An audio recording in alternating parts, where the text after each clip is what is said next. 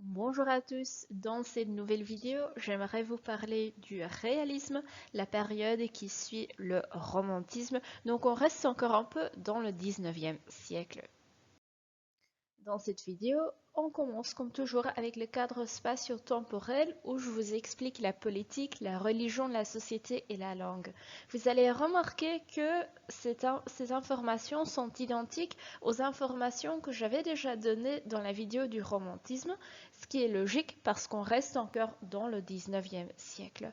Vous pouvez donc, si vous avez encore toutes ces infos en tête, vous pouvez donc continuer immédiatement avec les caractéristiques littéraires du réalisme, mais j'ai quand même ajouté le cadre spatio-temporel si vous aimeriez rafraîchir votre mémoire. Deuxième partie et donc nouvelle information sera 2, les caractéristiques littéraires d'abord en général et ensuite on va regarder quels sont les genres populaires. Ensuite, je vous présente quelques représentants littéraires. On a les précurseurs, donc ceux qui ont vraiment commencé le réalisme et vous allez constater que c'était déjà dans la période du romantisme et ensuite les réalistes qui sont venus après. Et à la fin, j'ai encore un fragment qu'on va préparer ensemble. Donc, la première partie sera le cadre spatio-temporel du 19e siècle. Comme j'ai déjà expliqué, il s'agit donc des mêmes informations que vous avez déjà eues dans la vidéo du romantisme.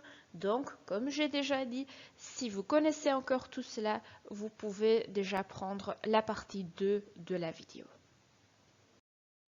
La première partie du cadre spatio-temporel, ce sera la politique.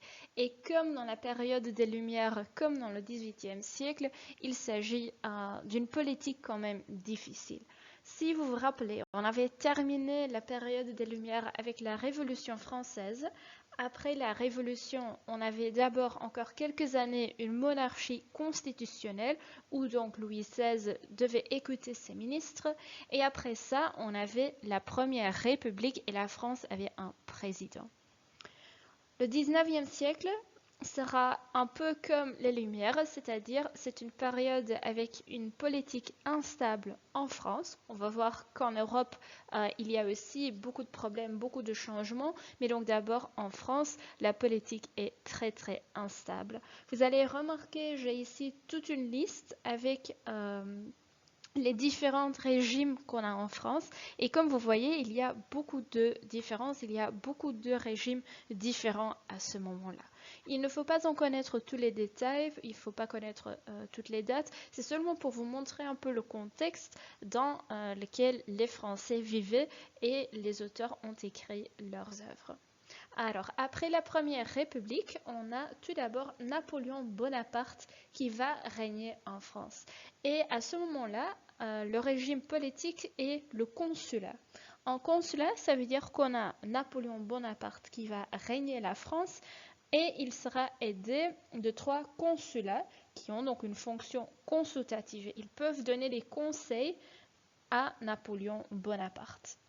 On va remarquer vers la fin que Napoléon gagne de plus en plus de pouvoir, il ne va plus écouter ses consulats et à un certain moment, en 1804, il va devenir empereur et la France devient un empire. Dans cette période, il y a de la guerre sans cesse, il y a donc beaucoup de problèmes en France et Napoléon Bonaparte doit abdiquer, moet aftreden, après l'envahissement de la France par l'Espagne et les Pays-Bas. Donc c'est une guerre très très importante. Napoléon a perdu et il doit donc terminer comme, pas vraiment le roi, mais comme empereur de la France. Après Napoléon Bonaparte, on a de nouveau une période avec la monarchie, mais on va remarquer qu'il y a quand même des différences, qu'il y a différentes sortes de monarchies après Napoléon. Il faut aussi savoir que Napoléon n'est pas encore mort et il va encore causer des problèmes en France. Mais donc d'abord la monarchie. Après Napoléon Bonaparte, on a Louis le XVII qui devient le nouveau roi de la France et il est le frère de Louis XVI. Donc on reste dans la même famille. Pendant cette période de Louis XVII, Napoléon s'enfuit de l'île d'Elbe et il va revenir au pouvoir. Il va de nouveau essayer de régner la France, mais il est vaincu définitivement à Waterloo en 1815. Vous connaissez sans doute la chanson aussi. Mais donc à ce moment-là, on ne parle plus de Napoléon. Après la monarchie de Louis XVII, la prochaine monarchie arrive avec encore une fois un Louis. Donc on va continuer. On a Louis le XVIII qui devient le roi de la France. Et après ça, on a Charles le X. Et ces deux derniers rois, donc Louis le XVIII et Charles le X, sont appelés la Restauration française. Malheureusement, Charles le X, il gagne de plus en plus de pouvoir et on parle de nouveau d'une monarchie absolue où donc le roi n'écoute plus les ministres et fait ce qu'il veut faire. Ça ne peut pas durer.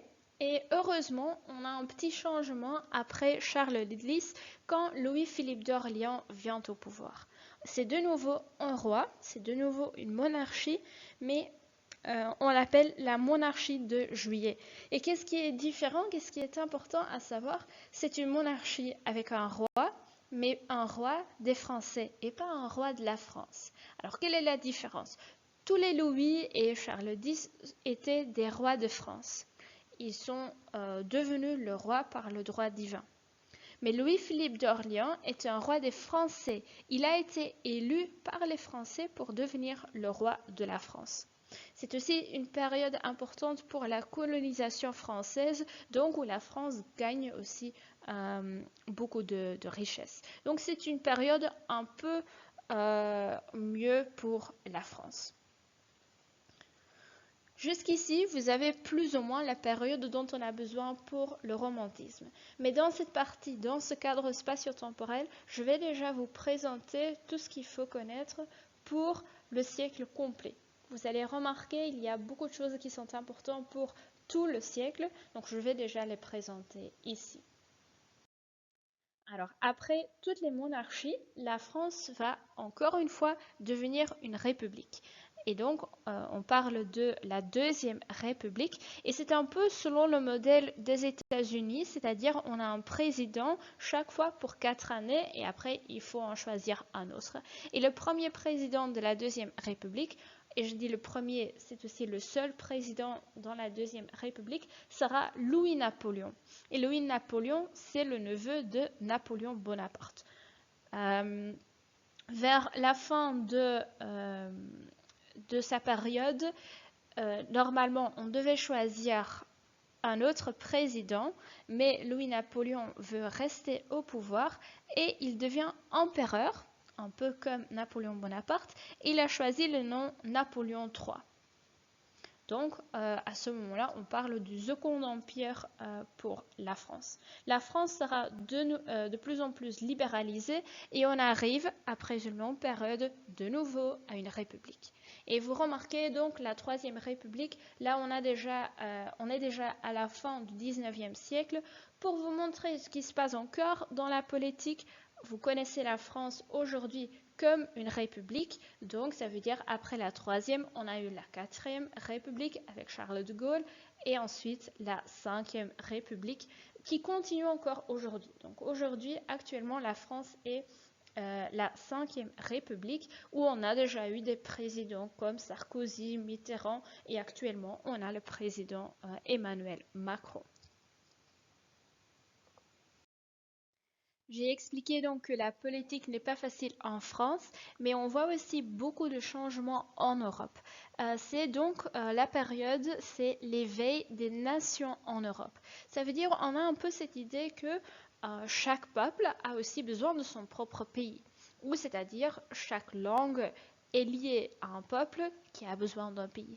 C'est donc une période où on voit naître beaucoup de nouveaux pays, comme par exemple la Belgique. En 1830, on a l'indépendance de la Belgique. La Belgique devient un vrai pays, un pays propre. Et ensuite, un peu plus tard, en 1871, on a un autre exemple. Et là, on a l'unification de l'Allemagne et de l'Italie. Donc les deux pays qui viennent ensemble pour en devenir un autre pays. On voit donc pour la politique qu'il y a beaucoup de changements en France, mais aussi en d'autres pays. La religion, là, c'est une autre histoire. On vient donc d'une période des Lumières où on avait encore les guerres de religion, mais où on avait en même temps déjà des problèmes dans l'Église. On avait vu que le pouvoir avait diminué beaucoup à cause de la Révolution française, mais aussi à cause de l'esprit critique des philosophes. Et ça continue encore pendant le 19e siècle. C'est le siècle de la raison, et la raison sera plus importante de la foi et de l'Église. Donc, c'est-à-dire le pouvoir va continuer à diminuer, et ça se montre par exemple dans l'enseignement. L'enseignement devient laïque. Ça veut dire que l'Église ne pouvait plus se mêler dans l'enseignement.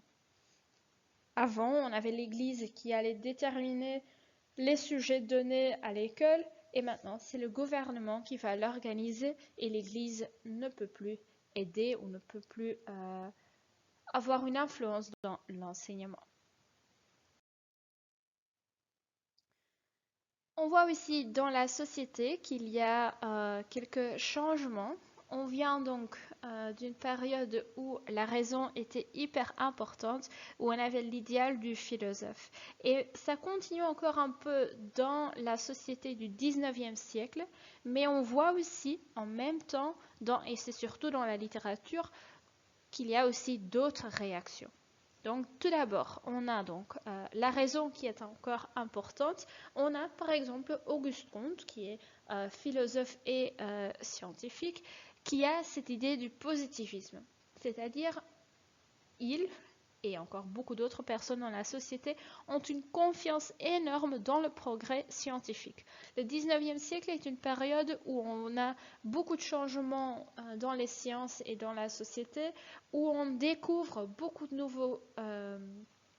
nouvelles principes et on en a confiance. On croit que c'est le futur et qu'il faut continuer à progresser grâce aux sciences. En même temps, on a aussi l'empirisme qui continue. On avait déjà les débuts pendant les Lumières. Auguste Comte a encore précisé l'empirisme, et c'est-à-dire que toute connaissance doit être basée sur l'expérience. Ce qui montre encore une fois l'importance des sciences. Il faut donc utiliser les sciences pour avoir des expériences, pour en trouver des connaissances. On ne peut pas être sûr si on ne l'a pas essayé ou si l'on n'a pas vu ça soi-même. Tous ces changements dans les sciences vont aussi avoir une influence pour l'économie. Et le 19e siècle est alors la période de la révolution industrielle. On va essayer d'adapter tout ce qu'on a appris des sciences dans l'industrie. Et ça veut dire qu'on va maintenant utiliser des machines pour la production de certains articles, et que l'argent et l'économie deviennent de plus en plus importants dans la société. Il y a beaucoup d'effets positifs, c'est-à-dire c'est une période pleine de nouvelles inventions. On a par exemple le locomotive à vapeur qui sera très très important pour le commerce. C'est grâce au locomotive à vapeur qu'on peut construire de nouveaux chemins de fer, et comme ça on peut avoir de la commerce avec d'autres villes et d'autres pays, ce qui est bien sûr important pour l'économie.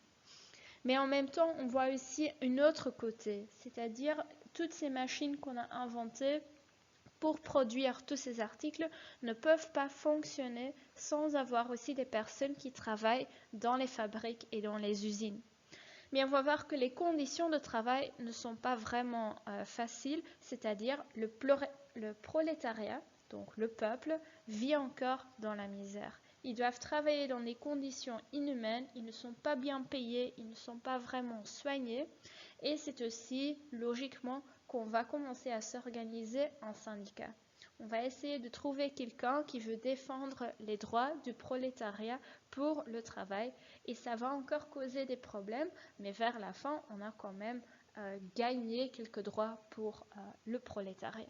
Vous voyez ici deux images. À gauche, on a un exemple d'une usine en France, mais à l'autre côté, à droite, on voit que les conditions de travail ne sont pas très agréables pour y travailler. La dernière partie de notre cadre spatio-temporel, c'est la langue. Et on va voir pour la langue qu'on va continuer avec la politique linguistique de la période précédente. Pendant le XVIIIe siècle, on avait déjà fait beaucoup d'efforts pour la diffusion de la langue française et pour montrer seulement un français et pas toutes sortes de dialectes et de patois. Et ça va continuer pendant le XIXe siècle. Pendant le XIXe siècle, on va surtout se concentrer sur l'enseignement. Et on a par exemple le ministre Jules Ferry qui a créé quelques lois pour l'enseignement primaire en français. Il faut savoir, pendant la période des Lumières, l'enseignement primaire n'était pas encore obligatoire, ce qui veut dire qu'il y avait beaucoup d'enfants qui ne parlent pas bien le français. Et plus tard, des adultes aussi. Donc Jules Ferry a dit, bon, il faut que l'enseignement primaire soit obligatoire, mais en même temps gratuit. Si les enfants ou si les parents doivent payer pour l'école, ils ne vont pas envoyer leurs enfants. Mais si c'est gratuit, alors comme ça, c'est plus facile pour gagner des enfants pour l'enseignement primaire. Et comme l'enseignement primaire est en français, tout le monde va apprendre cette langue là-bas. Dans cette deuxième partie de la vidéo, je vais vous expliquer les caractéristiques littéraires du réalisme et vous allez remarquer que c'était vraiment une réaction contre le romantisme. J'ai encore les infos du romantisme ici en bref. Le romantisme était une réaction contre la raison des Lumières. On avait assez de la raison et on voulait échapper via la littérature vers d'autres choses, dans la nature, dans la littérature, dans le passé national, et on avait trouvé de la place pour les sentiments personnels de l'auteur. Le réalisme sera vraiment une réaction contre le romantisme et on va faire le contraire. On va donc éliminer le sentiment personnel qui était tellement important dans le romantisme et on va retourner à la raison. Le réalisme était vraiment né dans la peinture, de schilderkunst, et ce n'est qu'après que le réalisme a aussi trouvé une place dans la littérature. On remarque dans la littérature de nouveau une influence de la révolution industrielle. Alors dans la période précédente, on avait expliqué la révolution industrielle, on avait un progrès énorme dans les sciences, mais d'autre côté, on avait aussi remarqué que cette révolution industrielle avait causé des problèmes pour le prolétariat et que le peuple vivait dans la misère. Alors, toute cette idée dans la société a donc influencé la littérature et on a trouvé dans le positivisme une nouvelle méthode pour l'écriture. Et l'écriture est, pendant le réalisme, vraiment devenue une méthode scientifique. Donc dans le positivisme d'Auguste Comte, on a déjà expliqué ça pendant le romantisme, on avait cette idée pour les sciences qu'il faut d'abord observer la nature, qu'il faut regarder ce qui se passe et après on pouvait trouver des lois pour les sciences. Maintenant on va faire la même chose dans l'écriture. On va vraiment observer et on va décrire ce qui se passe. On va observer les gens, on va observer la société et on va décrire les personnages, on va décrire le décor et on va décrire tout ce qui se passe dans l'histoire. Pour cela, on a vraiment besoin d'une étude du milieu. On va commencer à observer la psychologie des personnages. Et ce qu'on remarque très souvent dans le réalisme, c'est que l'argent gouverne le monde. L'argent va déterminer tout. C'est pourquoi aussi beaucoup d'histoires vont parler de la bourgeoisie. La bourgeoisie est un peu entre les nobles et le peuple. C'est donc une classe sociale où l'argent va déterminer si on peut faire partie de cette classe sociale ou pas. Et ça va influencer la psychologie des personnages. Pendant le réalisme, on va intégrer cela dans la littérature. Comme il est tellement important de décrire et d'observer, il est logique que les genres populaires se trouvent dans la prose. Les poèmes sont moins importants, les poèmes sont très souvent pour décrire les sentiments et les réalistes n'aiment pas vraiment les sentiments, donc eux vont choisir la prose. Et on remarque que la nouvelle est de nouveau populaire. Donc les histoires courtes sont aussi populaires. Ensuite, quelques représentants littéraires dans notre troisième partie de la vidéo, qui sont les auteurs et les œuvres les plus connues du réalisme. Et commençons avec les précurseurs. Un précurseur, c'est quelqu'un qui a commencé une nouvelle chose ou qui a commencé un nouveau courant. Et quand on parle du réalisme, on doit certainement parler d'Honoré de Balzac, qui était le vrai précurseur de ce nouveau courant littéraire. Honoré de Balzac était quelqu'un avec beaucoup de jobs, c'est-à-dire il était romancier, donc il écrivait des romans. Il était aussi dramaturge, donc il a aussi écrit des pièces de théâtre. Il était journaliste et critique d'art et imprimeur, donc il faisait aussi ses propres livres. Et avec sa littérature, Honoré de Balzac avait un objectif clair. Il voulait identifier les espèces sociales de son époque. Et avec le vocabulaire qu'il utilise ici, espèce sociale, vous remarquez déjà son style d'écriture qui sera plutôt scientifique. Une espèce, une sorte, c'est un mot qu'on utilise surtout dans les sciences, par exemple dans la biologie, et pas vraiment pour parler des hommes, pour parler des gens. Donc il voulait identifier les espèces sociales de son époque, il voulait vraiment parler des différentes classes sociales de la société dans laquelle il vivait lui-même. Il a certainement fait ça dans un de ses livres, Eugénie Grandet. Eugénie Grandet, c'est une histoire d'argent et d'amour. Vous pouvez penser un peu à l'avare de Molière parce que l'avarice et les gierigheid jouent aussi un rôle important. Eugénie Grandet, c'est l'histoire d'une fille qui a un père très riche, mais son père n'a pas dit qu'il a beaucoup d'argent. Donc Eugénie et sa mère ne savent pas que son père a beaucoup d'argent, mais tout le monde dans le village sait que le père d'Eugénie Grandet est riche. Donc c'est seulement Eugénie qui ne le sait pas. Et ça fait bien sûr d'Eugénie une partenaire intéressante à marier. Donc il y a beaucoup de personnes qui sont intéressées à se marier avec Eugénie. Et dans l'histoire, on va remarquer que l'argent et l'avarice de son père vont vraiment influencer la vie d'amour d'Eugénie et quel type de mariage elle peut faire.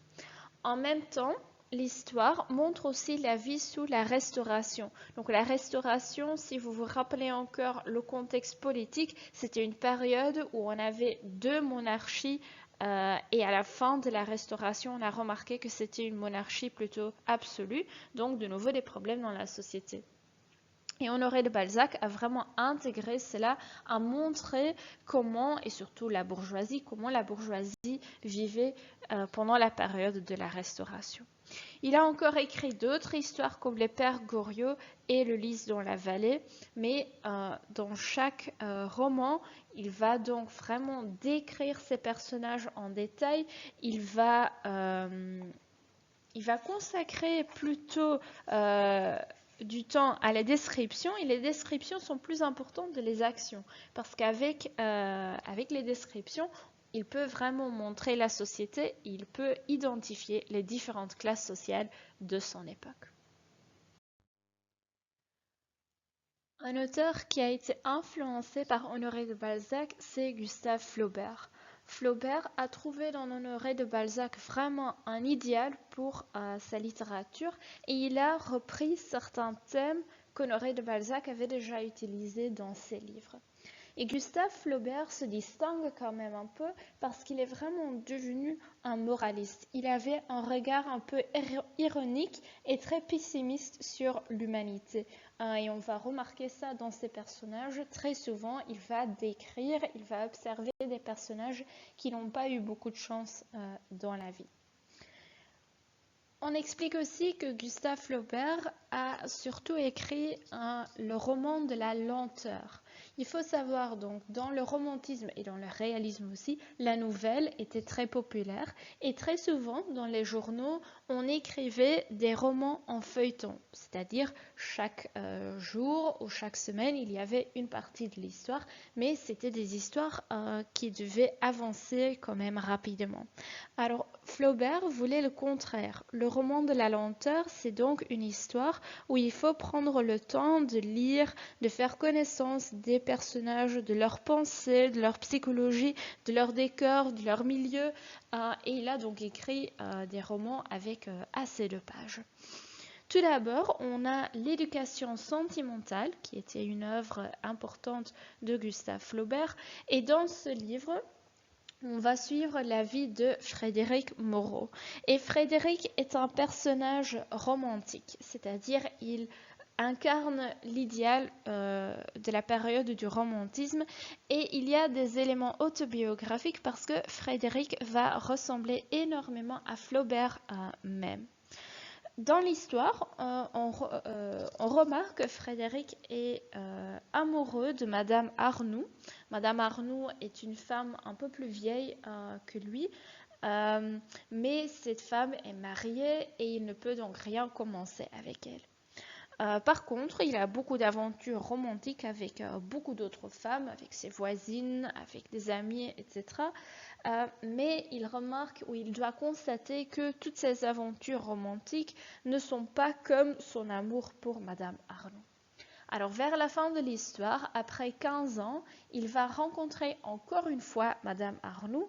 Les deux vont parler et vers la fin de l'histoire, Frédéric va constater qu'il n'a rien réalisé, qu'il a perdu toutes ses illusions de romantique de sa vie et qu'il n'a rien réalisé, qu'il n'a rien fait dans ces 15 années. Donc on voit le moraliste d'Honoré de Balzac qu'il a donc un regard très pessimiste. Frédéric n'a rien réalisé dans sa vie.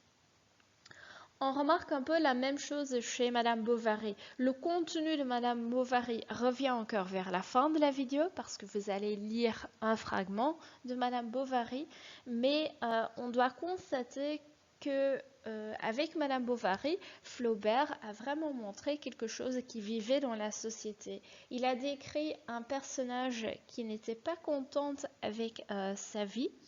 Et de cela, on a créé le terme le bovarisme. Et le bovarisme, c'est une sorte de syndrome, c'est un état où les gens vont souffrir de la monotonie de la vie quotidienne. Ils n'aiment pas la vie quotidienne, ils ont envie de faire autre chose mais ne peuvent pas le faire et ils vont essayer de s'échapper dans la littérature.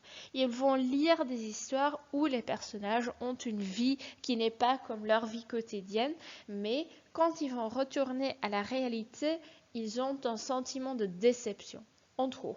On constate qu'on doit vivre dans la réalité quotidienne et qu'on n'a pas toutes ces aventures comme dans la littérature. Et donc, Madame Bovary raconte un peu cette histoire, mais on a constaté qu'il y a beaucoup de personnes dans la société qui avaient ce même sentiment. Donc, Flaubert a vraiment réussi de montrer ce qui vivait dans la société de son temps. Et comme promis, j'ai encore un fragment pour vous. Je vais vous préparer un peu. Vous avez besoin d'un peu de contexte pour pouvoir comprendre le contenu du fragment. Et comme j'ai déjà dit, c'est un fragment du livre Madame Bovary de Flaubert. De quoi s'agit-il? On a quelques personnages importants. Tout d'abord, on a Emma Rouault, qui devient après Emma Bovary quand elle va se marier avec Charles Bovary, et elle est Madame Bovary, notre personnage principal. Comme j'ai déjà dit, elle s'est mariée avec Monsieur Bovary, avec Charles. Ils ont une fille, Berthe, et ensuite on a encore un autre personnage important, c'est Léon Dupuis, et Léon Dupuis est un des amants d'Emma. Qu'est-ce qui se passe dans cette histoire? Alors, Emma Bovary est une jeune femme un peu romanesque, c'est-à-dire elle a des idées très romantiques et elle s'ennuie à la maison. Elle ne sait pas ce qu'elle peut faire, elle s'ennuie Et comme vous voyez ici sur l'image, elle va lire beaucoup. Elle a beaucoup de livres dans la chambre. Elle rêve d'une vie un peu plus spéciale, mais en réalité, elle doit se contenter d'une vie de mariage un peu ennuyeuse, c'est-à-dire elle s'est mariée avec Charles. Charles est quelqu'un, il est docteur, mais ce n'est pas que, c'est un docteur très bon. Elle rêve de bal, elle rêve de danse, comme elle a lu dans ses livres. Elle peut parfois aller à un bal, mais quand elle retourne à la maison, elle constate qu'elle doit retourner à la vie réelle, à la vie quotidienne, sans aventure. Et elle devient de plus en plus seule. Elle a un sentiment de solitude parce que Charles, son mari, ne comprend pas ce qui se passe avec elle. Pour éviter son ennui, elle va prendre un amant, c'est-à-dire elle tombe amoureuse de Léon Dupuis, mais elle ne fait rien. D'abord, elle ne fait rien, elle n'ose pas le faire, mais donc plus tard, on va voir qu'elle a même plusieurs amants et qu'elle va tromper son mari plusieurs fois. Cette situation s'aggrave, elle commence à négliger sa fille, elle commence à accumuler des dettes, ze krijgt schulden, parce qu'elle veut quand même vivre comme les riches. Elle va acheter beaucoup de choses dont elle n'a pas besoin et les dettes s'accumulent. Elle va donc, comme j'ai déjà dit, tromper son mari plusieurs fois et elle a donc une vraie dépression. Ça va finir avec une suicide, donc elle décide de prendre du poison et de se suicider. Et Charles, l'époux, va mourir après de chagrin, de tristesse. On remarque donc que c'est une histoire assez déprimante et qu'on n'a pas vraiment une fin heureuse à la fin de l'histoire. Qu'est-ce que vous allez faire maintenant avec toutes ces informations? Vous pouvez compléter le cadre spatio-temporel à la page 21, mais en réalité, c'est le même cadre spatio-temporel de la page 19. Mais comme exercice, vous pouvez quand même essayer de le compléter. Et ensuite, j'ai ajouté une feuille supplémentaire. Il ne faut pas connaître le fragment dans votre livre à la page 22. J'ai choisi un fragment un peu plus clair et je crois un peu plus simple à comprendre aussi. Et pour cela, vous avez une feuille supplémentaire. Vous allez essayer de résoudre les questions à côté du fragment de Gustave Flaubert. Et vous pouvez bien sûr encore compléter vos notes personnelles avec les infos de cette vidéo. Si vous avez encore des questions, n'hésitez pas à me contacter.